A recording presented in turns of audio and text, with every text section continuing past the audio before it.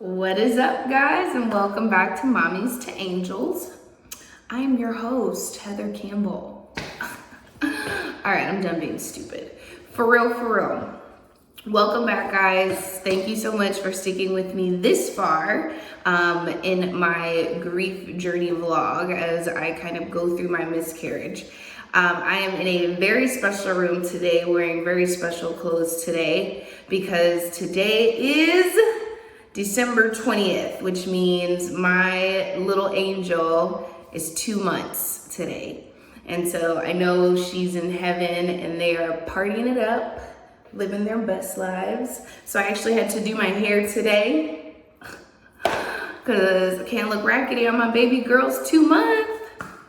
And then I'm also in her room, or what was supposed to be her room, and is now my cat's knocking at my door. He's such a mama's boy. But I'm in her room, or what was supposed to be her room, and is now my husband's drum music area. But this was gonna be our nursery. It's the closest room to the master bedroom, so I wanted her obviously as close to mommy as possible. And when she got older, we planned on moving her across the house so that mommy and daddy could have their private time to work on a brother or sister.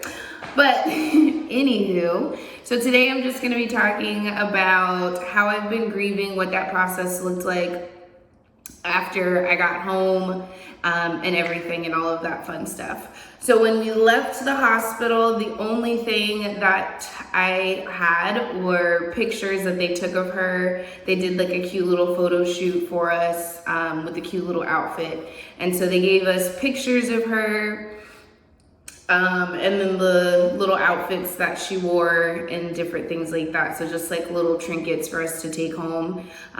So instead of a crying beautiful baby, we got pictures. And so I told myself when I was leaving the hospital I was gonna be strong, and I didn't want my daughter in heaven to see mommy be weak, and so I was gonna carry her out of the hospital. So even after having an emergency C-section and all of this stuff, I let them wheel me to the door, and once we got to the door, I told them stop right here. I stood up out of that wheelchair, and with my daughter's picture in hand, I walked out of the hospital with help, of course. not that strong. A C-section is a beast.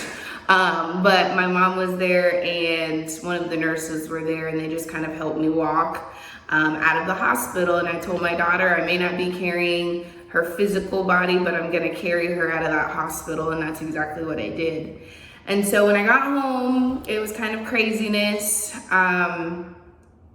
because we had just had her baby shower, so this room was actually filled with a ton of stuff. One day I am gonna take you guys up to where we store all that stuff. Yes, we did keep all of it because we do hope and pray that God will bless us with another beautiful baby girl one day. So we did keep all of that stuff, and one day I'll show you guys upstairs and just kind of all of the things.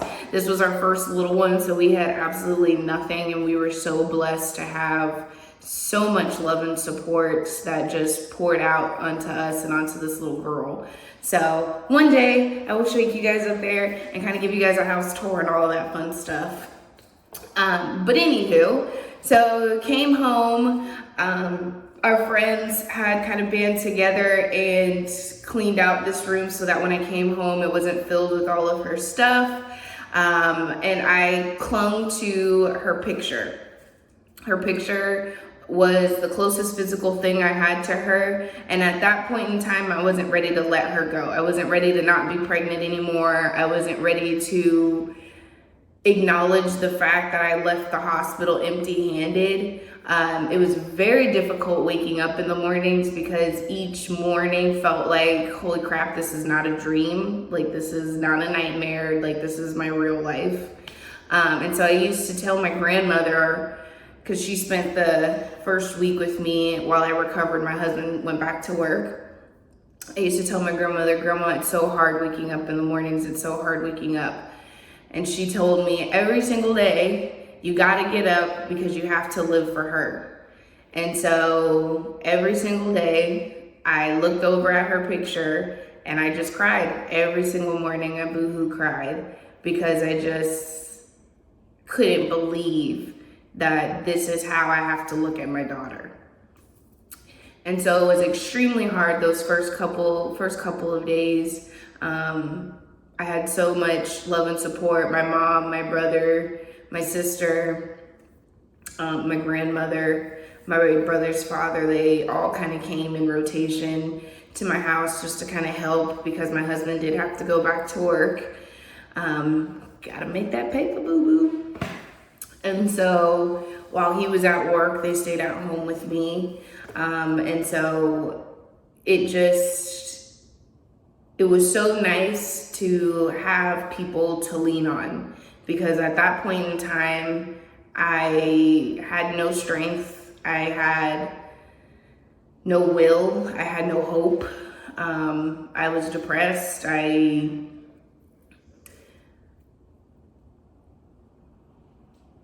just wanted so badly to be with her. We had spent all this time together just kind of bonding, and all I wanted to do was be with her. And so it was extremely hard. I'd say about the first 2 weeks were really, really rough. Then I prayed every day. Again, like I told you guys, mentioned in the last video, my husband and I are Christian. We do believe in God and all of that stuff. And so I clung to my faith, and I prayed every single day. And I know that there were so many people praying for us, and I'm so thankful for all of that love and support and those prayers, because that's all that got me through those first couple of weeks, and even every single day now, obviously. And so I remember just boohoo crying in the shower, asking God, why did this have to happen? We were doing so good. My entire life, I didn't feel worthy. I never felt really good enough. And so when I became pregnant, it was the first time that I had experienced a love that I never known before. And I just felt so worthy. And it was just like, man, God saw me fit to be a mom. So I just asked God, why would he take that away from me? And it was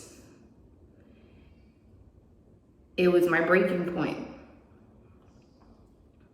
It was definitely my breaking point. I boohoo cried in the shower and just prayed and asked God for peace and asked God for joy and asked God to love on me and to allow her to love on me, because it was so rough. And so my sister was with me my second week postpartum, and we were sitting and we were talking and crying together because she was so excited to be an aunt. And we talked. My sister and I talk almost every single day naturally, and it was every day when I was pregnant, because I was always sending her pictures and videos and just all sorts of things. And so we just kind of sat there crying, and I said, I don't believe God took my daughter. I believe he gave her to me, and for whatever reason, she didn't make it, and now he's taking care of her. And she's surrounded with love, and she's surrounded with joy, and she's surrounded with peace and people that love on her. My great-grandparents are in heaven. My mentor's husband, who was like a dad to me, is in heaven. And so she just has all of these people that are just loving on her and connecting with her. And just all of my friends who have lost little ones, our little ones are just dancing and loving on each other in heaven. And so that's how I started to think, and that's how I started to look at it. And so I asked my sister if she could take me to the park, because I really wanted to get out of the house. I could not stand being inside the house because this is where all the trauma happened, and I had so many bad memories. And so we went to the park and we did a little mini photo shoot with the picture that I left the hospital with.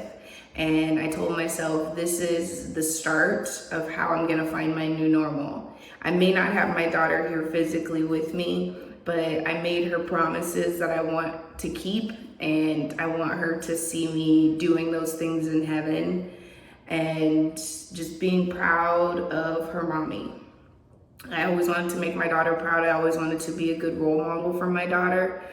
And so I wanted to do all of those things. And so my sister, she's absolutely amazing. She didn't, think I was weird or anything. She just grabbed the camera and started taking photos. And if I do say so myself, she did a damn good job. Excuse my French. But yes, so for the first couple of weeks, I clung to her picture. Eventually, I upgraded her picture, and now this is my little girl. So I got this picture frame with my sister. We went to Target and we got this picture frame. I have since updated the picture. Before I had her black and white picture in here, but I think the color just looks so much better with the white. But I took this picture frame with a different picture, but same general concept, to North Carolina. And I just got out of the state. I told my daughter all the time, like, we're gonna travel, we're gonna see the world, Daddy's gonna take us all over the place, and we're just gonna see all of the things. Because growing up, I didn't travel that much. My family's from Georgia, so we went to Georgia a lot, but that was really the only state we ever really saw. We never went out of the country, none of that. So I wanted to do all of this traveling and see the world with my little girl. And so I told myself, I'm gonna start now. And so I took a trip to North Carolina on the week of my daughter's birthday week, and I spent time with my good friend Sydney, who was such a wonderful and gracious host, and I'm just so thankful for her because it was a very last minute planned trip. Literally booked the tickets, everything the week prior. And she was just absolutely amazing. I texted her one day and was like, hey, could I come stay with you in North Carolina? And she's like, yeah, sure. So it was like, I gotta go, I gotta take this opportunity to get out of this house. And so while I was headed to North Carolina, my daughter's urn and her ashes were finished, and I was extremely stressed out because I really wanted to be there to pick up her ashes. But I was very, very thankful that my husband was able to pick up her ashes, and they were able to kind of spend some time together, quote unquote. And so we got our beautiful little girl put in this beautiful little tiny urn. She's so little, but yes. And so I had her picture while I was in North Carolina, and he had her urn and her ashes. And so on Friday of that week was her 1 month. And so on that Friday at midnight, my husband and I called each other and we took her picture, we took her urn, and we sang happy birthday to her for her first month in heaven. And so we just celebrated in that way. It was an absolutely beautiful day in North Carolina. It was a perfect day. And it was just such a great trip. I had so many different amazing memories that I started to make with my daughter. And so I took pictures of like our first plane ride, and pictures of her in a pumpkin patch, and pictures of her at like all the different places that we went in the mountains, and just really started to honor her in that way. And that felt comfortable for me. That felt right for me. And so that's how I started to really heal in the grieving process, was I may not have my daughter physically, but there are things that remind me of her every single day that are physically on this earth, and I can still honor her and I can still keep all of those promises to her. I just have to do it a little differently than what most people get to do, and that's okay. And so when I came back from North Carolina, I started to, well, first and foremost, when I came back, my husband's so wonderful. He had her urn sitting on my nightstand waiting for mommy to get home. And so I was so excited to see both of them and just hug her little urn and put her urn and her picture together. And for some reason, for me, it just, when you put the picture and the urn together, it just kind of completes it for me. And so I don't take her picture around with me places anymore, and I definitely don't take her urn unless I'm like going out of town or something, which, I mean, I'm always on the go. But I just took her urn to Clearwater for the first time. That's where my family lives, and my grandmother, she was in the hospital the day of her celebration of life, and so I wanted her to see her urn and all of those things. But typically I like to keep her picture and her urn together at home, and I don't really take it around with me anymore like I did the first couple. I took that picture everywhere with me those first couple of weeks, guys, like everywhere. That was my comfort. That was, yeah, that picture was close. Now I just have her picture on my phone on my wallpaper, and I just look at her all the time and just, oh my gosh, my baby's so cute. But yes, so those first couple of weeks were rough, but it has definitely gotten much easier now that her picture and urn are together. And so, yeah, I'm so sorry. I kind of jump all over the place. But hopefully you're sticking with me. But yeah, so it's just been a learning process and a growing process. And I decided when I was in North Carolina that the way I was gonna honor her is each year for her birthday week, I want to travel somewhere new outside of the state of Florida, because I'm sick and tired of my state.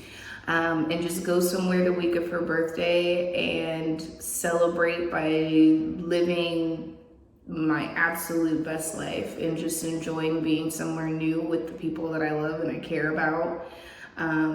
Taking her picture, her urn, and then taking pictures of her picture and urn everywhere as if, you know, I could have done it when she was physically here. And so I definitely want to do that. And I just want to spread her spirit. My daughter had such a light spirit. She was joy, she was peace, she was just everything that was beautiful. My husband and I say she was the best half of both of us. Best parts of both of us, sorry. And so I want people to know my daughter the way I knew her. And she was this perfect little human being, our little peanut. So peanut for our peanut. And I just hope that I'm making her proud every single day. I hope that I can see her smiling face in my dreams. And I just love on her when I'm asleep. And so yes, each day is a little bit different. Each day has its ups and downs. I tell my family all the time, I do feel pretty bipolar most days because I can go from like crying and missing her to like happy and laughing and like listening to music, being a weirdo. So it's just all over the place, but my grief counselor has assured me that I am not crazy. Oh, and by the way, that's another thing that I do is I do see a counselor. I actually have two. I was in counseling prior to being pregnant. I've actually been in counseling for going on 2 years now. So I already had a counselor that I was working with. And then after this whole situation, I started seeing a counselor that specifically works with grieving families. And so I have two. Love Miss Shannon, love Miss Janetta. They're absolutely amazing, and I love them, love them, love them, love them. And so yeah, so that's another thing that I do is I talk about it every single week with a counselor.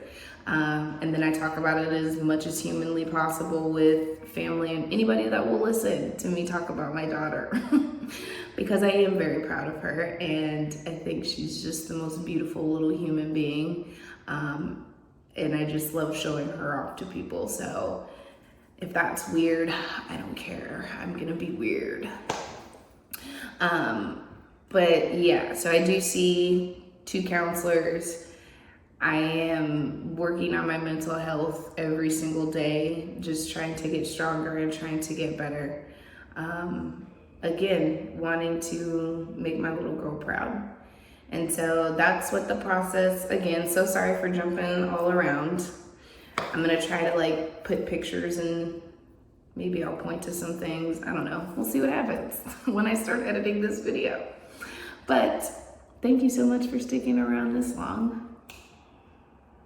TTYL people, come back next time.